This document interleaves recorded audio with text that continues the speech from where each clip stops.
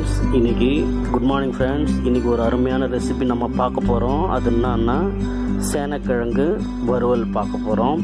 அழகாக ஒரு 1/4 கிலோ சேனக்கிழங்கு வேக வச்சு அதில் கொஞ்சம் உப்பு, அதுக்கப்புறம் கொஞ்சம் புளி போட்டு வேக வச்சு தோலெல்லாம் நீக்கிருக்கு.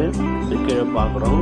இப்போ இதை எப்படி ஃப்ரை பண்ணுறதுன்றதை பார்க்கலாம். இதுக்கு தேவையானது சிம்பிளாக 2 ஸ்பூனு மிளகாத்தூள், குழம்பு மிளகாத்தூள், அதுக்கப்புறம் கொஞ்சம் மஞ்சள், சும்மா நம்ம வீட்டில் இருக்கிறத வச்சு பண்ணுறோமோ, உப்பு ஒரு தேவையான அளவு, ஒரு எலுமிச்சம்பழம், அவ்வளோதாங்க இதுக்கு தேவையானது.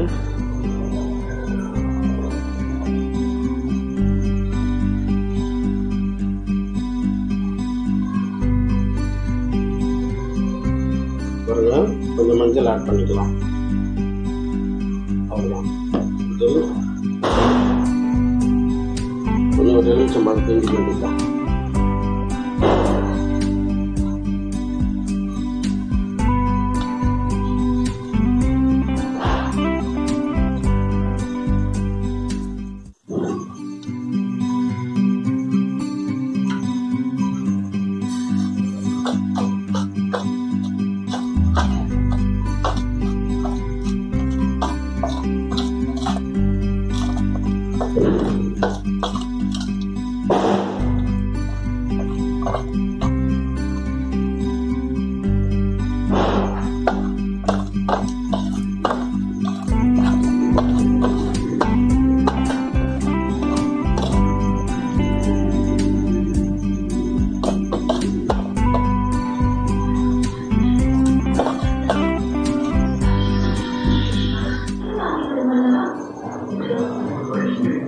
நண்பர்களே, இன்றைக்கி ஒரு அருமையான ரெசிபி பார்க்க போகிறோம். அது என்னன்னா சேனக்கிழங்கு வறுவல் பார்க்க போகிறோம்.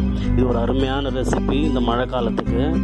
இதை ஒரு 1/4 கிலோ அளவு நல்லா கழுவி, அதுக்கப்புறம் கொஞ்சம் 4 கிளாஸ் தண்ணி ஊற்றி வேக வைக்கணும் அடுப்பில். அதில் கொஞ்சம் புளி, கொஞ்சம் லைட்டாக உப்பு போட்டு வேக வச்சிட்டோம்னா அதில் இருக்கிற அழுக்கு, அந்த காரத்தன்மையில் அதெல்லாம் வெளியில் வந்துடும். அதுக்கப்புறம் தோலை உரிச்சிட்டு மசாலா இந்த மாதிரி ஆட் பண்ணிக்கணும். இந்த மசாலாவுக்கு 2 டேபிள் ஸ்பூன் மிளகாத்தூள், அதுக்கப்புறம் ஒரு சின்ன 1/4 ஸ்பூன் மஞ்சள், ஒரு லெமன் ஆட் பண்ணிட்டோம்னா அவ்வளோதாங்க. இதை நம்ம வறுக்க வேண்டியது.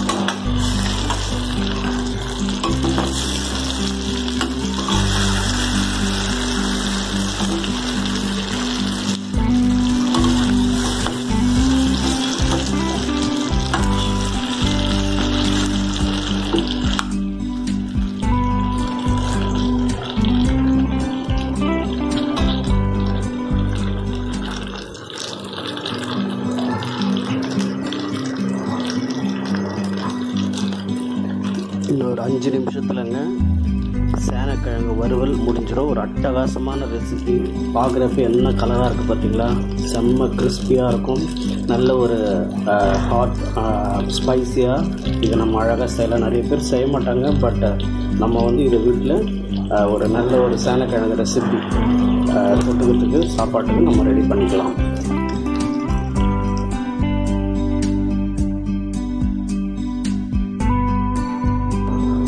குட் மார்னிங் ஃப்ரெண்ட்ஸ், இன்றைக்கி ஒரு அருமையான ரெசிபி நம்ம பார்க்க போகிறோம். அது என்னன்னா சேனக்கிழங்கு வறுவல் பார்க்க போகிறோம்.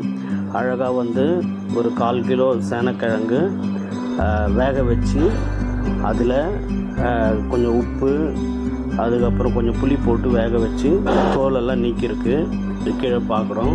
இப்போ இதை எப்படி ஃப்ரை பண்ணுறதுன்றதை பார்க்கலாம். இதுக்கு தேவையானது சிம்பிளாக ஒரு 2 ஸ்பூனு மிளகாத்தூள், குழம்பு மிளகாத்தூள், அதுக்கப்புறம் வந்து கொஞ்சம் மஞ்சள், சும்மா நம்ம வீட்டில் இருக்கிறத வச்சு பண்ணுறோமோ, உப்பு ஒரு தேவையான அளவு, ஒரு எலுமிச்சம்பழம், அவ்வளோதாங்க இதுக்கு தேவையானது.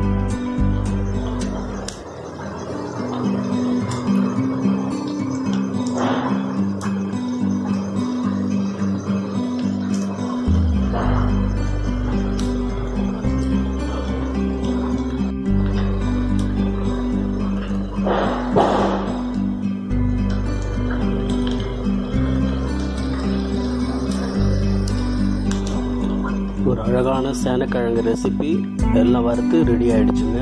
சூப்பராக இறக்கிக்க வேண்டிய பக்கத்துக்கு வந்துடுச்சு.